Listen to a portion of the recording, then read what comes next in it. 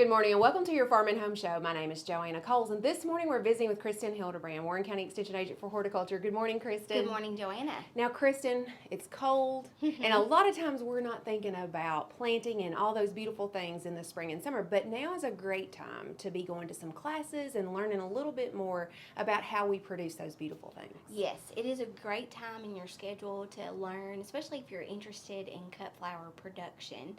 And so I've been able to serve on a committee, and we've had a lot of resources available because it seems like there's a higher demand from our consumers on locally grown cut flowers.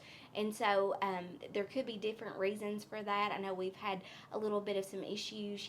Generally cut flowers for us here in America are shipped from a lot of third world type countries. And so I think that people really appreciate, just kind of like with the local food movement, they appreciate having things that are grown and they can support, farmers here in Kentucky. So there's been a lot of push for locally grown cut flowers. It seems like a lot of folks, maybe if they're getting married, they prefer to have what's in season, here locally, because sometimes it drives the cost of those flowers down depending on what you can find here available locally, because it's picked here local. It's not being shipped like it would be. So there's a demand for that, and then it really just depends on the season.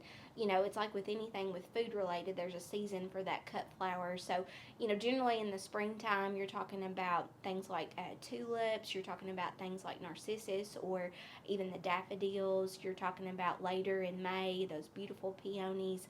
And then we get into the summer months where there's a lot more vast majority of annual flowers like our sunflowers, our zinnias, a lot of our gladiolus, and then you kind of get into the fall where it's like mums and maybe some other sunflowers as well. We offered a cut flower short course last year, and so we did that over Zoom, and so all of those have been recorded. There's also some information on virtual farm tours. We were able to check out Bel Air blooms as well as Riverbend blooms that's here in Scottsville.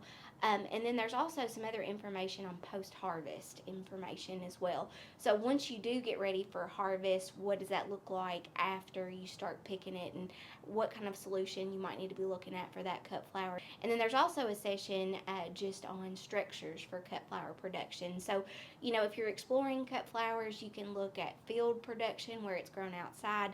You can look at other things that are over a structure, like in a high tunnel controlled environment, or maybe even a low tunnel structure. So those things would be really, really handy to check out. And then on the Center for Crop Diversification website there, Joanna, there's a lot of other information on just general production with field versus, greenhouse or high tunnel. And then there's other things that you probably need to think about too, like drip irrigation, what kind of budget to look at. There's also some other videos that kind of talk about, bulbs versus, biennials, and perennials versus annuals.